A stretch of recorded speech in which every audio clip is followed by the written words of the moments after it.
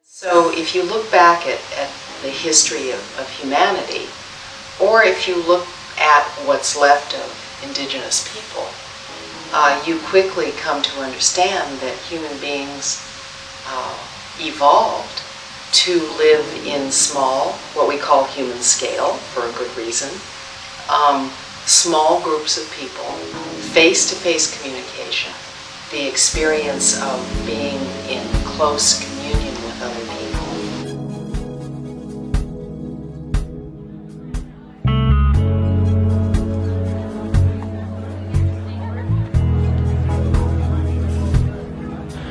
If the kind of hunger for materials that speak of a place and the human hand and so on are powering natural building right now, there is absolute starvation in the culture as it exists now for community interaction.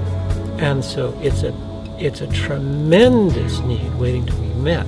You know, we have all kinds of synthetic substitutes, if you will, for community now, with these things where people try and get together to do things. But the ability to walk out your door and get your required daily dose of human interaction with people who aren't part of your nuclear family is absolutely going unmet. And so that's why that the work that's happening up in Portland with the village building convergence and city repair and so on excites people so much, because it is the ends toward which natural building was ultimately meant to be the means.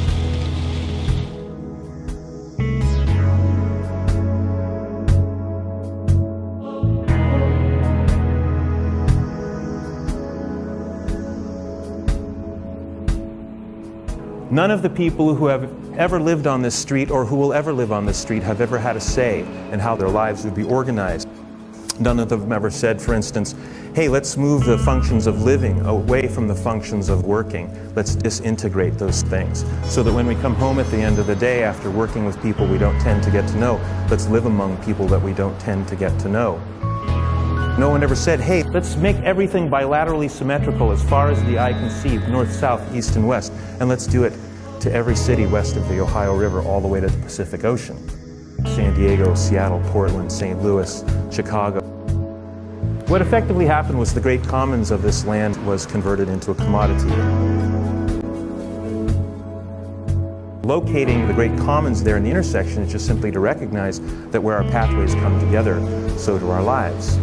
This is the most profound principle of urban design, the intersection. The idea that you enable people to intersect however you can to enable them to communicate and to meet each other, to facilitate events, things that happen. It's about facilitating communication, not just the movement of goods and services. It's about helping people to build relationship. Everything goes on in the piazza, and I suppose you could say conversely that if you don't have a piazza, if your neighborhood doesn't feature even one public square, how much is going to be going on? That principle of build it and they will come, or build it and something will happen. What if it's not there? What if you think you have freedom of assembly and nowhere to assemble? In fact, in the United States, we have fewer outdoor gathering places and indoor gathering places than probably any other country in the history of the world. And also the most acute social isolation and its associated problems of any first world country. I'm going to take you into Portland, Oregon now to show you our great experiment with that city.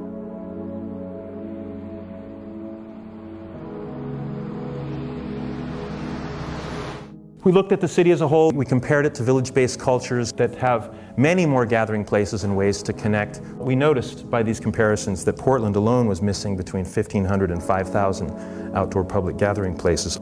So we thought, okay, let's put one of them back and just see what would happen.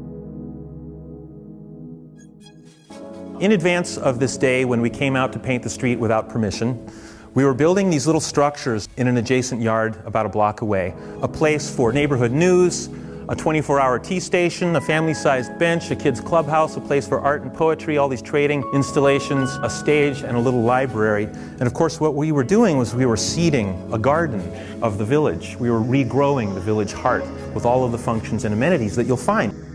Go to Europe, go to Africa, you'll find all this vitality at the village heart. So we were saying, we can have that too, we ought to have it.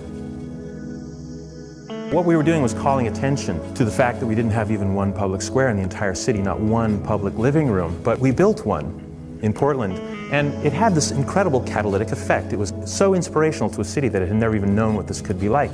It said that there is a place where we all belong, where time and space is not for sale. It was so successful in building community, it's just the barn raising. It's not even a new idea. It's an old idea that is our absolute birthright.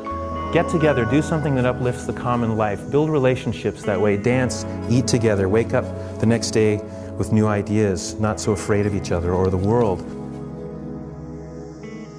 So very logically here in the Sunnyside neighborhood, you see the neighborhood taking their emblem, the sunflower, their logo, and laying it down on the street. So it's a very exciting thing. You just build an example, people experience it spatially, and then they can start to talk about it, and then other people want to do it.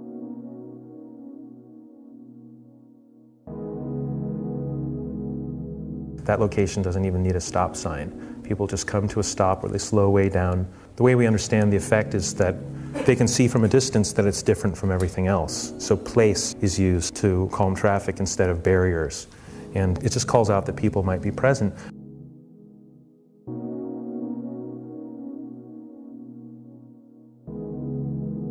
Those are small projects, and so are these. And each one of them is really a node. It's a way that people connect, intersect with each other. It's something that draws them, attracts them, gives them something to talk about. Here again, another household giving up part of their front yard to create a little gathering place for the community. So people actually perceiving that they can go over the lines and invite other people, even strangers, to come onto their space, to just linger for a while, overcoming their fears.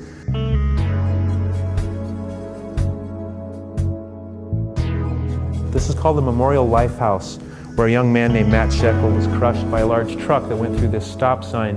His bike was locked to the base of the stop sign, and people kept bringing flowers and mementos. He was very popular in the alternative transportation culture. His mother would come and sit on the corner and cry. And finally, one of the neighbors, the woman who lives on this corner, who had held Matt when he was dying in his last few moments, she came out and invited people to just take a piece of her property and make a memorial to Matt's life.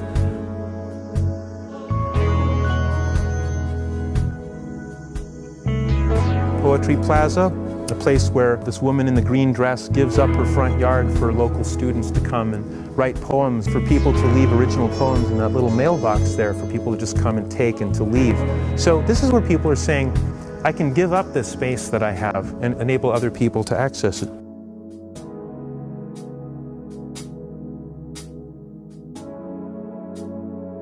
This is one of the biggest things that we've ever done. This is a building that's made out of all recycled and natural materials. Even the steel is recycled. It's a facility that takes stuff that's going to the dump, filters it, and sells it back to the public. Old 2x4s, toilets, stuff like that. Tons and tons of stuff goes out of the waste stream, including what the building itself is made out of. It's just profoundly important to embed our new understandings and visions and awarenesses as a society in the physical landscape around us so that we can see that our understandings are shared and that the world is changing.